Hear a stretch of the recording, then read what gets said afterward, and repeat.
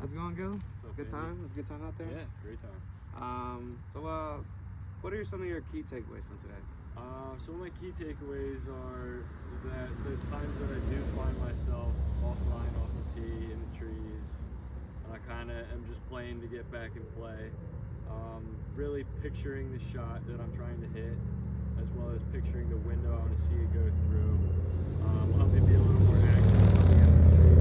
Sometimes I get a little overzealous and I just try to hit it as hard as I can, try and get it out there, and that brings other branches into play. Maybe I'm not as dialed in on my window as I think I am, and I end up hitting it higher than I want, and I clip a tree and I'm back in the trees or something like that. So I think the main takeaways were, like you said, visualization and picking out a window. I think in doing that, I was able to get my ball started online and going where I want to go a little easier than I had been in the past. Yeah, because even today when we were playing, I noticed like you're a good player, you know where you're going. At times you can get maybe a little aggressive for like what you think is the right shot versus like maybe if you aimed a little bit more left or right, just give you like a little different window. Because there's nothing wrong with being aggressive, but it calls for certain times calls for aggressiveness versus other times when you need to play a little bit more the high percentage shot. Yep. I think today for you just being like different types of court, whether it's on the tee box or on the fairway or even in the trees, picking out what is my window that I feel I can execute. It's in my head. It's very vividness like we talked today, and then we talk about clarity. Like, is this a clear picture where I know I can hit this shot, execute, no problem?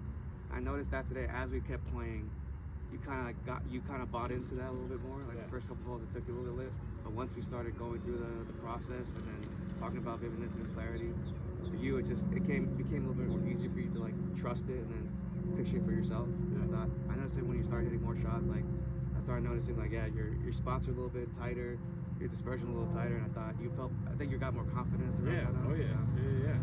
And I think that's going to be a big takeaway. I'll be able to take what I got out of this round and implement it into my game for just casual rounds, tournament rounds especially.